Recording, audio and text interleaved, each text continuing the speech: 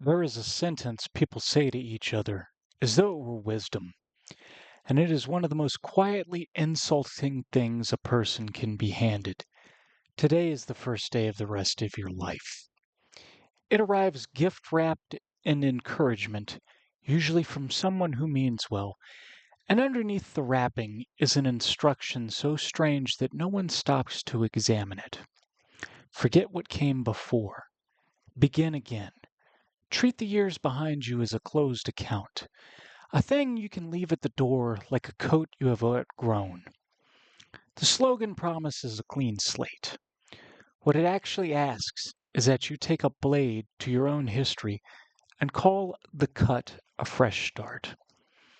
I will not do it, and this essay is the reason why. Not because the past is sacred, plenty of it I would burn if burning were possible, but because the past is not detachable. It is not luggage you set down. It is the material you are made of. To discard it is not to travel lighter. It is to travel as someone else, hollowed of the very thing that produced you. And the slogan that recommends this hollowing does so for reasons worth dragging into the light. My first day was the first day I was born, and I have been surviving ever since. That is the whole counter thesis in one line. There is no first day of the rest of my life, because there was only ever one first day. And the line it began has never broken. It bends, it darkens, it loops back onto itself, but it does not reset. And it cannot be cut without cutting me. The trope smuggles in a theory of time, and the theory is false. It imagines time as a stack of blank pages, each morning a clean one laid on top. The writing on yesterday's page sealed away and irrelevant to today's. Under that picture, the past is over in the strongest sense. Finished, sealed, with no purchase on the present except whatever sentimental weight you choose to grant it.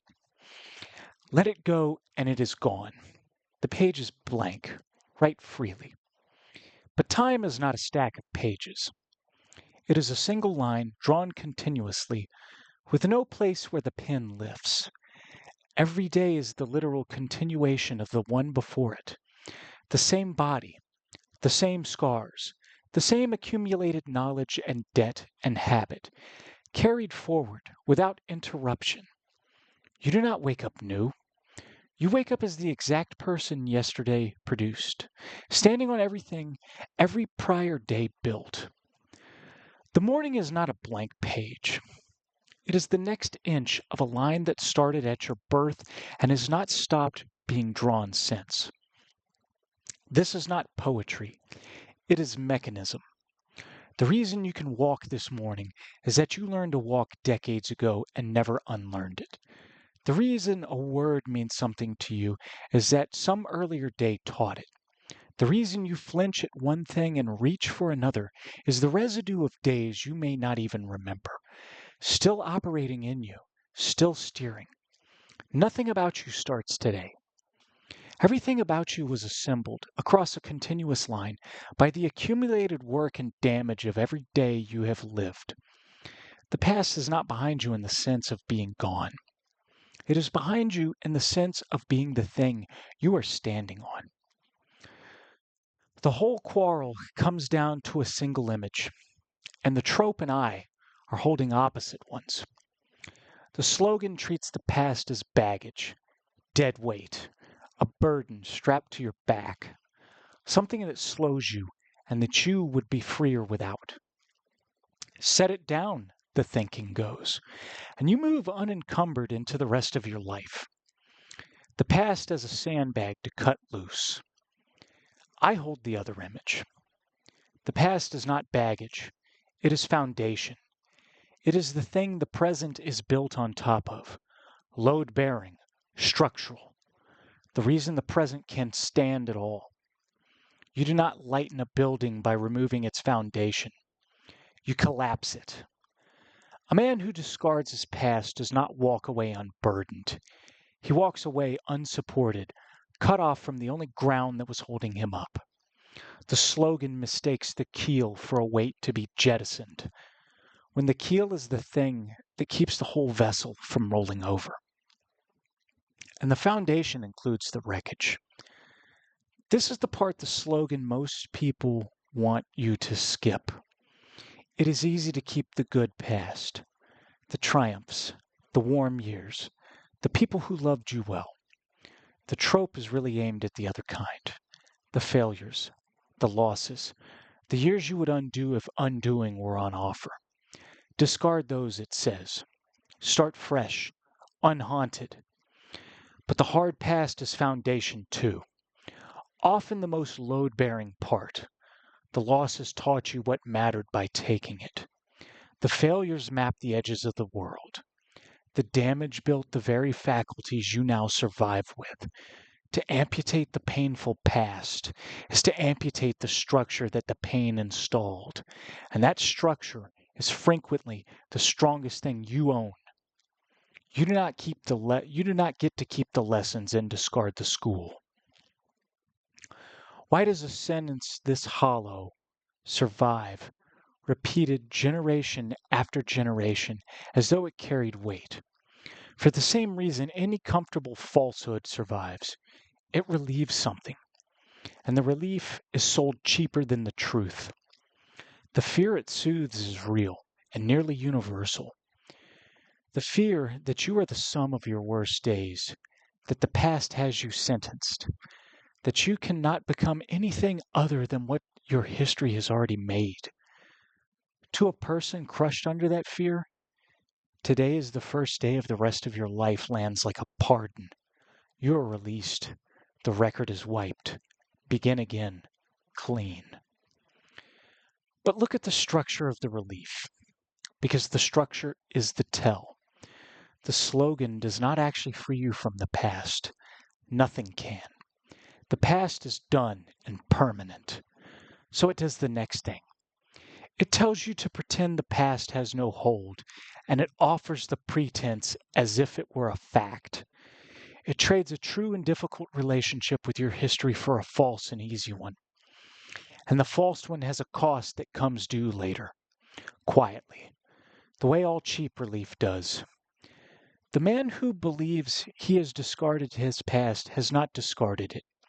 He has only stopped looking at it. And a past you have stopped looking at does not stop operating. It steers from the dark, unexamined, unaccountable, which is the worst possible arrangement, because now it runs you without your knowledge. The slogan does not remove the past's grip. It blindfolds you to the hand on the wheel. State it plainly, and the con is almost mechanical. Fear of being defined by the past is universal. The fear demands relief. The slogan supplies a fabricated relief.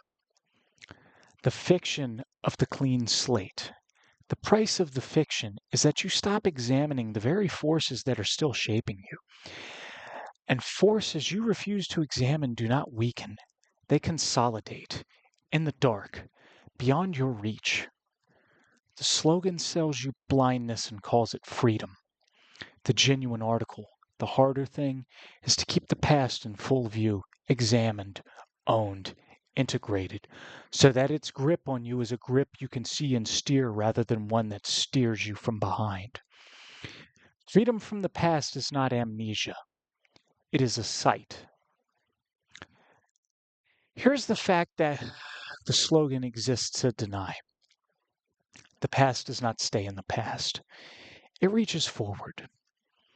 Every future you will ever have is built out of the present you are standing in. And that present was built by the past. So the past has its hands on every tomorrow you will live, by way of the today it constructed. This is not mysticism, and it is not fate.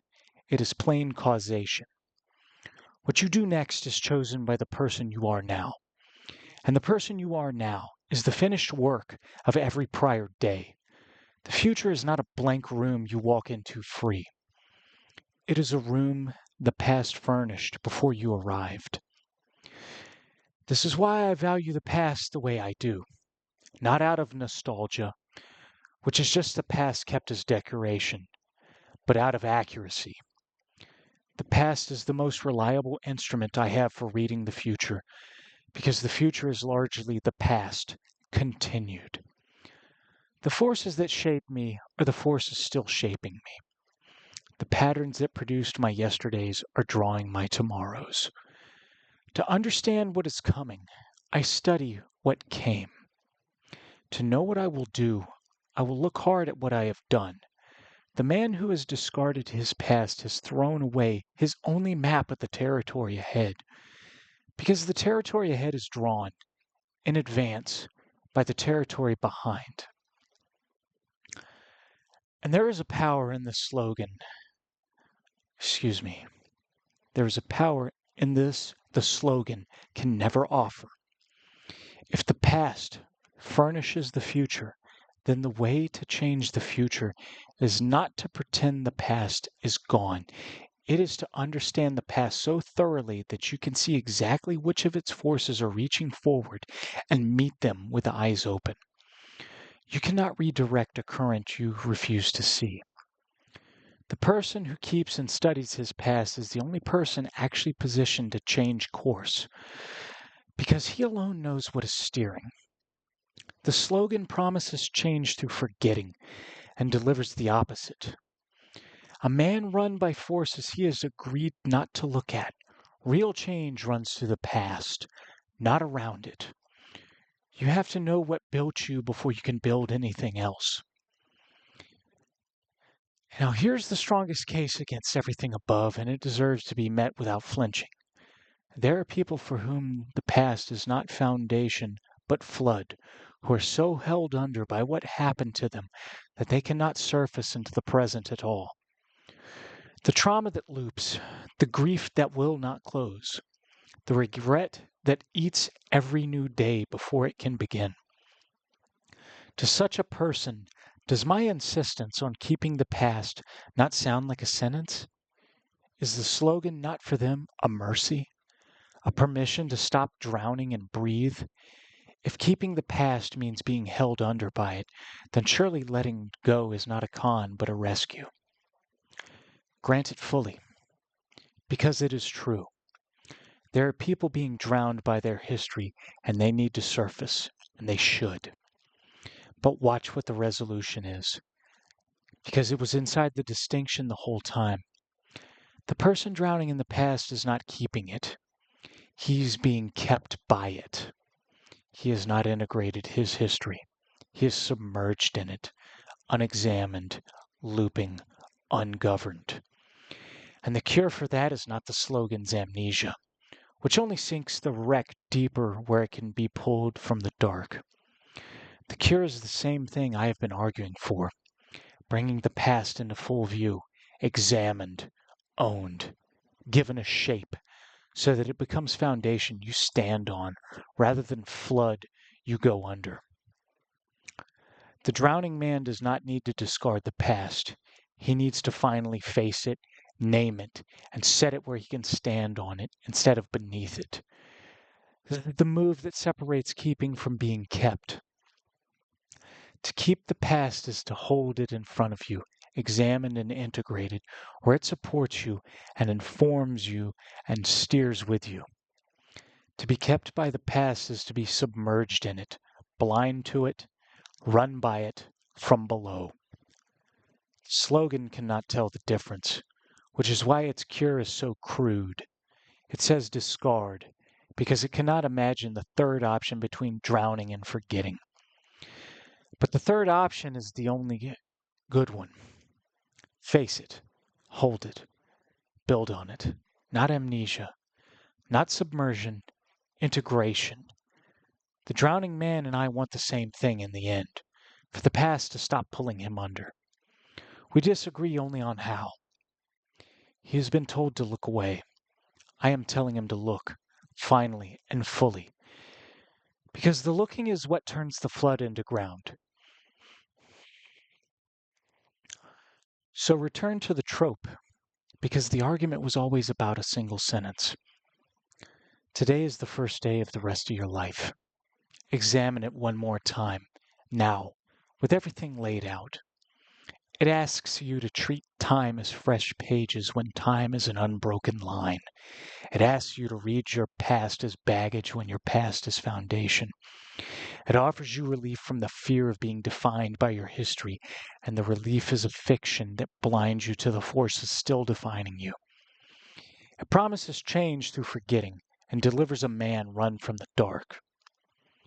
It cannot tell keeping from being kept, so it prescribes amnesia to the drowning and amputation to the whole. It is, under its kind face, an instruction to be careless with the one thing that most demands care, the continuous record of who you are and what made you. I value the past because it built me, and I would no more discard it than a building would vote to remove its own foundation. I value its grip on the future because that grip is the only map I have of what is coming. And I would rather read the map with open eyes than walk blind into a room the past already furnished. And I value the unbroken line. The fact that there was one first day and no other. Because the line is not my burden, it is my keel. It is the thing that has kept me upright through everything that tried to capsize me, and I have been upright through a great deal. So keep your fresh start. I will keep my line. My first day was the day I was born, and I have been surviving ever since. And every one of those days, the bright and the buried alike, is load-bearing in the man writing this sentence. To discard them would not free me. It would only leave someone else standing here, lighter, hollowed, and unsupported, wondering why the ground gave away. The past is not the weight. The past is the floor.